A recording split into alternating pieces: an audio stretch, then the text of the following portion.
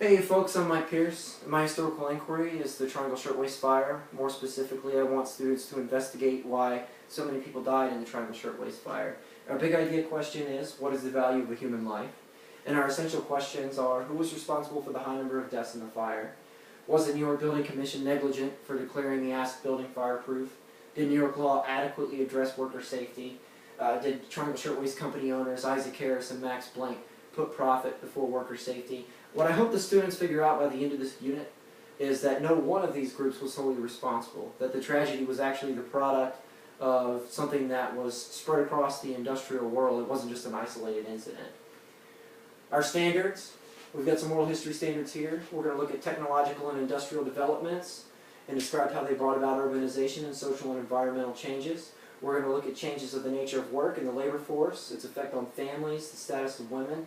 We're going to look a little bit at the labor union movement.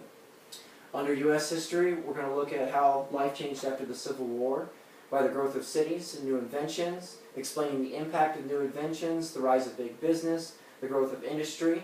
We're going to look at the progressive movement and its impact on working conditions, the rise of organized labor, women's suffrage, and a little bit about child labor.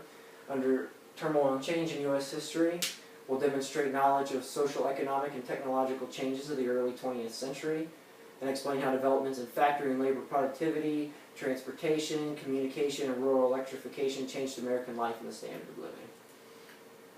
In CSS themes, we've got theme 2, time, continuity, and change. The students will see how working conditions have evolved. They're going to make connections with the past through their characters. Students are going to view images to study the lives of workers who are their age or younger, facilitating a connection to the past. Under theme 5, individuals, groups, and institutions, the students are going to see how the courts, government, families of the victims influence regulations regarding worker safety.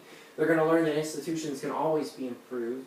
And they're going to see how institutional change can sometimes occur as a result of tragedy and how they can consider ways to affect change before disaster occurs.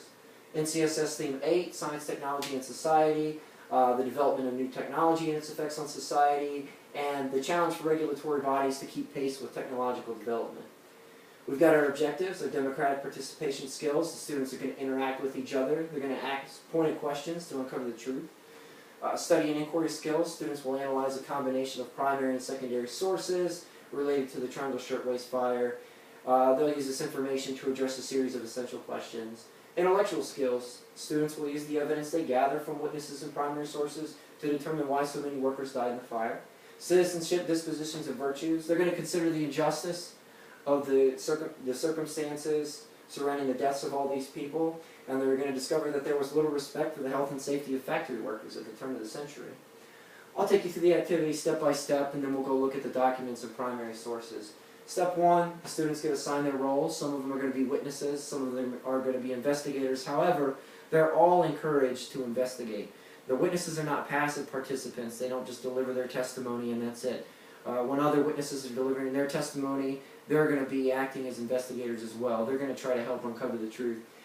So step 2, we're going to begin the investigation. The students are going to begin to question the witnesses. All students, including those designated as witnesses, are encouraged to ask questions. The witnesses can add some dramatic flair.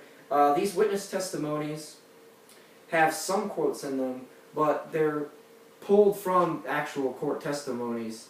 They're bulletized, they're not actual quotes. So the students can kind of give their testimony in their own words with these bulletized testimonies that I've given them.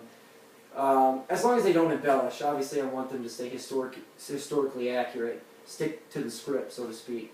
In step 3, we're going to view some additional primary source material.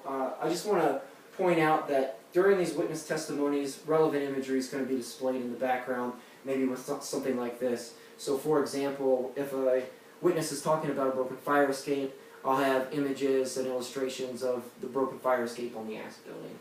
So they're going to look at newspaper articles, political cartoons, and additional imagery after all the testimonies as well. In step 4, they're going to gather all their evidence. So students are going to provide their observations, and we're going to make a master list of evidence on the board. And in step 5, we're going to go back to the essential questions and ask them again. And by that point, they should see that, okay, all these people had a hand in it. Not only that, but the Ask building and the Triangle Shirtwaist Company wasn't the only place where this kind of stuff was going on. So we'll back out of the slideshow here, and I'll just give you guys a look at these roll sheets. So the fire investigators get a little synopsis, and they get some background information, so they've got somewhere to start. They also get a list of their witnesses so that they can call them up and they can question them. And they get directions as to how they're supposed to record their observations that they'll be used in a classroom discussion. So we've got all kinds of witnesses here. These are actual people. This is a 16-year-old ninth-floor worker who managed to escape. We've got another ninth-floor worker who managed to escape. A 17-year-old ninth-floor worker. Fire marshal who actually conducted the investigation. Then we've got the co-owner and the owner. Okay, and so what I want to do now is kind of run through some of this relevant imagery that I was talking about. This is a map. This is something that's going to be up with. Some of these workers are talking about how they struggled to get to the door, but the door was locked because the owners were concerned about employee theft. And this is going to give the students an idea of basically the layout of what was going on. When they talk about the Washington Place door versus the Green Street door, I want them to look at this in the background and have something to refer to. And then this gives it a little more, lifelike appearance. This map is very basic hand drawn, but now you can actually see this is a very crowded area. There were almost 300 people working on that one floor, and so students can kind of get an idea of how really crowded and cramped these working conditions are.